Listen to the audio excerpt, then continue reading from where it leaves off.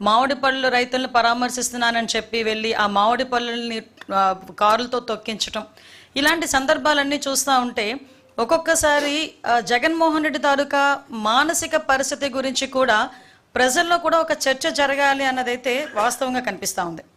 ఎందుకంటే ఇప్పుడు మనం చూసేసరికి సాధారణంగా అండి, పబ్లిక్లో ఎవరైనా మహిళల మీద నీచాతి నీచంగా మాట్లాడిన నేతలపై అతను ముఖ్యమంత్రిగా ఉండేటప్పుడు ఏ రోజు కూడా చర్యలు తీసుకోలేదు. పైగా అతను కూడా వెకిలిగా నవ్వే పరిస్థితులు కూడా కనిపించినాయి.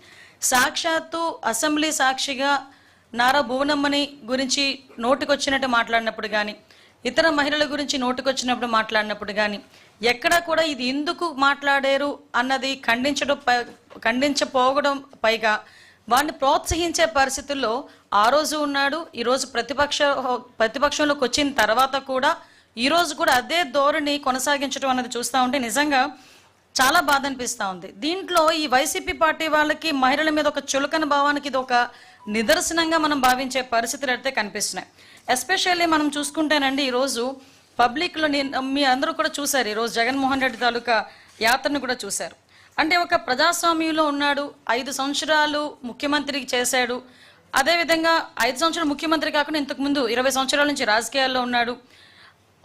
అటువంటి ఒక నాయకుడు వరుసకి చెల్లి అయ్యే ఒక మహిళ గురించి నీచాతి నీచంగా వ్యక్తిత్వ హననం చేసేటట్టుగా, కనీసం సమాజం హర్షించకుండా ఉండేటట్టుగా అలాంటి మాటలు మాట్లాడినప్పుడు అలాంటి వ్యక్తిని పరామర్శించడానికి జగన్మోహన్ రెడ్డి వెళ్ళాడు అంటేనే నిజంగా చాలా జుగుప్సాకరంగా ఉందండి. ఎందుకంటే మాట చెప్తున్నా, అంటే నీకు ఆ నేత మీద నీకు ఒక టైప్ ఆఫ్ అభిమానం ఉండొచ్చు, లేదు మీ నేత అని చెప్పి ఒక అండదండలుగా ఉండాలి అని అనుకోవచ్చు.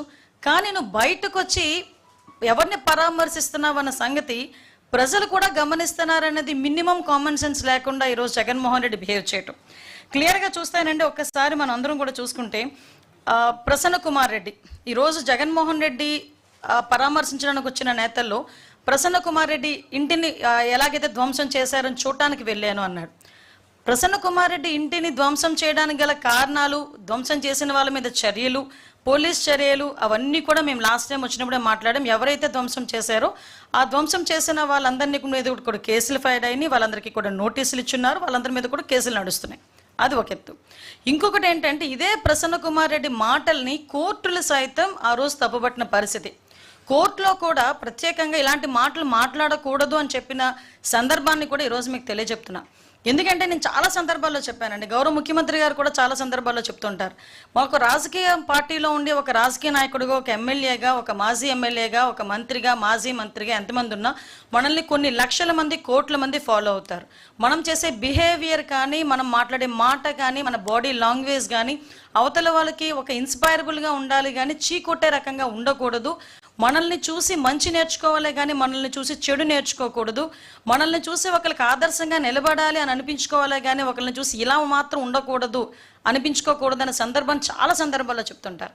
ఈరోజు ప్రసన్న కుమార్ రెడ్డి గారు కేవలం ఒక రాజకీయంగా ఆవిడని ఎదుర్కొనలేక, అక్కడ ప్రశాంతి రెడ్డి గారిని ఎదుర్కోలేక ఆవిడకి వరుసకి చెల్లి అవుతుందండి. ఆవిడ మామూలు బయట వాళ్ళు మాట్లాడమే తప్పు, అటువంటిది చెల్లి అన్న పదానికి చాలా విలువిచ్చే ఈ భారతీయ సంప్రదాయంలో, ఎస్పెషల్లీ ఒక ఆడబిడ్డకి ఎంత గౌరవం ఇస్తారో ఆ భారతీయ సంప్రదాయంలో, దట్టు ఎక్కడైతే స్త్రీలను గౌరవింపబడతారో అక్కడ దేవతలు కొనయాడుతారు, తిరుగుతారు అని చెప్పే భారతీయ సంప్రదాయంలో ఒక మహిళ గురించి, దట్టు ఒక చెల్లి వరసయ్యే ఒక మహిళ గురించి నీచాతి నీచంగా ప్రసన్న కుమార్ రెడ్డి మాట్లాడిన మాటల్ని ఎవరైనా సమర్థిస్తారా? సమర్థించే పరిస్థితులు ఏదైనా ఉన్నాయా?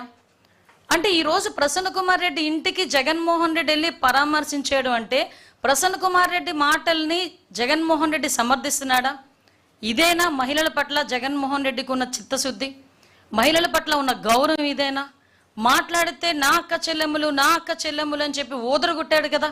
మరి ఈరోజు సొంత పార్టీలోనున్న ఒక మాజీ ఎమ్మెల్యే, అన్ని సంవత్సరాలు రాజకీయం ఉన్న వ్యక్తి ఈరోజు బయటకు వచ్చి చెల్లెల వరుస అయిన అమ్మాయి గురించి నిజాతి నిజంగా మాట్లాడితే కనీసం కన్సర్న్ కూడా, అంటే ఆ మహిళ పట్ల కన్సర్న్ కూడా లేకుండా ఆ ప్రసన్న కుమార్ రెడ్డి ఇంటికి వెళ్ళి ఇలా దాడి చేశారు, ప్రసన్న కుమార్ రెడ్డిని చంపేసేవారు. అరే ఇక నేను ఒక విషయం మాట్లాడాలండి. ఆ రోజు మా పట్టాభి గారు ఒక మాట మాట్లాడితే ఏదో మీకు కోపం వచ్చింది, మీ కార్యకర్తలకి బీపీలు వచ్చినాయి అని చెప్పి సాక్షాత్తు మా తాలూకా పార్టీ ఆఫీసుల మీద దాడి చేసే పరిస్థితి మీరు అందరికీ తెలుసు. ఆ రోజు కేసులు పెడితే కనీసం కేసులు తీసుకోవడానికి కూడా ఒక పోలీసు కూడా ముందుకు రాలే. ఈరోజు మా పరిస్థితి అది కాదు. ఈరోజు ప్రసన్న కుమార్ రెడ్డి గారి ఇంటి మీదకి దాడి చేసిన వాళ్ళందరి మీద కూడా కేసులు పెట్టాం. వాళ్ళు ఎవరెవరి మీద అయితే కేసులు పెట్టారో వాళ్ళందరి మీద కూడా మేము కేసులు పెట్టాం. ఈరోజు వాళ్ళందరికీ నోటీసులు ఇష్యూ చేశాం. వాళ్ళందరూ కూడా ఎంక్వైరీకి వస్తున్నారు.